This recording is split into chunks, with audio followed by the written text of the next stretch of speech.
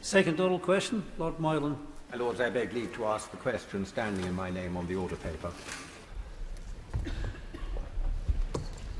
My Lords, we are closely monitoring the concerning economic situation in Sri Lanka, including issues of food security and livelihoods.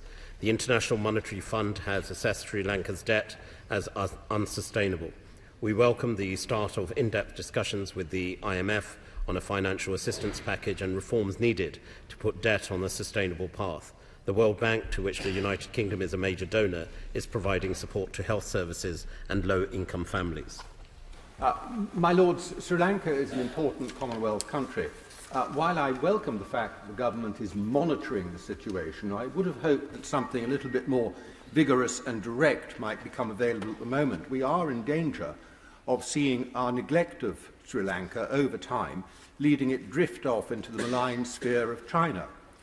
If the government could actually be a little bit more helpful in terms of practical help at the moment, could I also ask my noble friend if we can do something in the longer term that would help?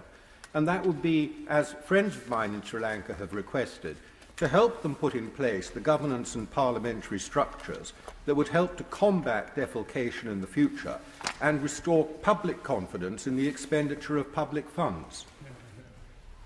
My Lords, let me assure my noble friend that we are working in very practical terms. Indeed, at the start of this year, I myself, as the Minister for South Asia, visited Sri Lanka and engagements directly with the government in Colombo, but also visited other parts of the country to ensure that all voices across Sri Lanka are fully heard and engaged with when it comes to the United Kingdom's approach. My noble friend is also correct that we are looking at practical support.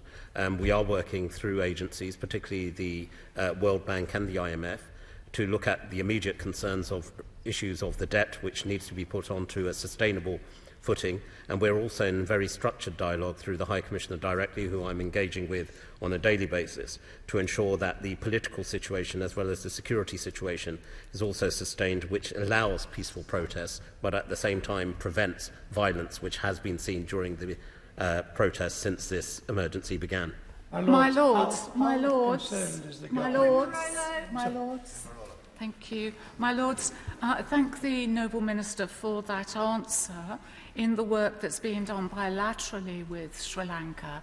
But the Minister will be aware of the issues around human rights in Sri Lanka as well. And he touched on, in his answer, allowing all voices to be heard. So can he detail to your lordships what work is being done bilaterally to protect human rights in Sri Lanka and encourage the Sri Lankan government to do likewise?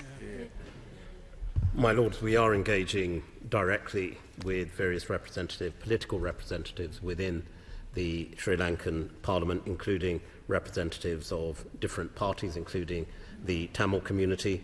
We're also engaging on ensuring communal relations are maintained at a level. There has been attempts made by certain parties within Sri Lanka to exploit the current situation to target particular communities, but we're also recognised that steps have been taken to ensure that the rights of protest are allowed to continue, and notwithstanding the curfews that were imposed, that the protests have over recent days continued to take place and take place peacefully, and I think that's an inherent right for any Sri Lankan to continue with. My Lords, I'm glad that the Minister has recovered from COVID. 8 years ago, I helped facilitate discussions and preparatory discussions before the Constitutional Assembly in Sri Lanka, which has been a very delicate set of discussions and ongoing since. At that point, when the Assembly then met, the Commonwealth had deployed human rights lawyers for a subcommittee on human rights and fundamental rights. There is a month left of the UK Chair in office. Will the government convene through its offices in the Commonwealth similar dialogue to maintain those discussions on human rights and fundamental rights, which are so important, which could be a casualty of the very tense situation that exists? My Lords, not just through our chairing of the Commonwealth as Chair in Office, but also, as the Noble Lord will be fully aware, indeed I've briefed him on this as such, we very much led the way on the issue of human rights within the UN Human Rights Council to ensure the focus remains on issues of justice and accountability when it comes to Sri Lanka, and indeed the historic legacy of the conflict is not forgotten. So I assure the Noble Lord, both through the Commonwealth and bilaterally and through UN agencies, we will continue to ensure that human rights are not just sustained but protected during this very turbulent time. Will my noble friend recognise that our country and the Commonwealth have Sri Lanka as a founder member of the Commonwealth, a country that stood by our country in relation to the Chagos Islands and the Falklands? And is it not at this time what Sri Lanka needs is real practical help rather than theoretical help? And that practical help, and I was there just over 5 weeks ago, and I duly declared that means medicines, possibly some help with energy. Secondly, should we not be promoting in the medium term the advantages of Colombo Port City, which after all is there for a major investment for our country and the UK to renew our contacts? And finally, should we not just recognise for the record that were it not for Mahinda Rajapaksa, there would have been a terrorist rogue state in the northern part of Sri Lanka, and that at least he did that well? My Lords, like my noble friend, during my visit to Sri Lanka, as well as focusing, and rightly I believe, on the important issues of justice, reconciliation and accountability, I also focused on practical steps on how we can strengthen our bilateral relationship with Sri Lanka, including on issues of trade, including the port that my noble friend has mentioned. However, in terms of immediate support, as I've said already with the crisis, we are working through the World Bank, and the $600 million has included, for example, assistance to provide economic as well as health support, including vital medicines and medical equipment. And we're engaging directly with the new Prime Minister through our High Commissioner to ensure that their priorities are also fully understood, and we will give support as appropriate. My Lords, the Noble Lord the Minister is absolutely right that whatever their ethnicity or race or religion, all of the peoples of Sri Lanka deserve justice, and I know that he's been committed to that process.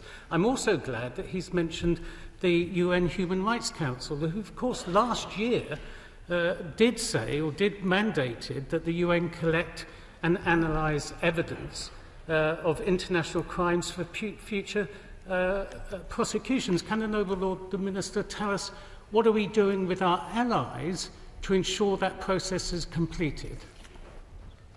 My Lord, certainly we've continued to work with our friends and supporters within the context of the UNHRC to ensure both the processes, but also working directly with the High Commissioner's Office, that evidence can be collected, and those who rightly for too long have not seen justice served, that justice is served.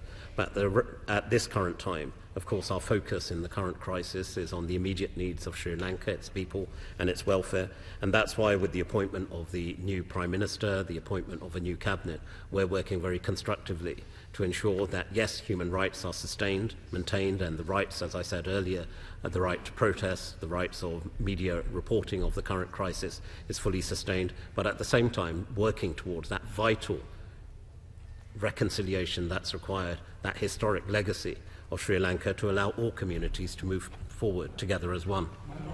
Becoming a Thank you very much. My Lords, this is becoming a desperate state of affairs, which we all, of course, agree.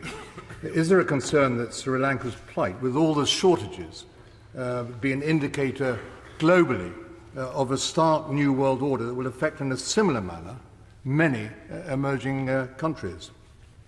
And whilst the point has been made about China, is it conceivable that a future Chinese military base be stationed in Sri Lanka and therefore be at the centre of our Indo-Pacific priority?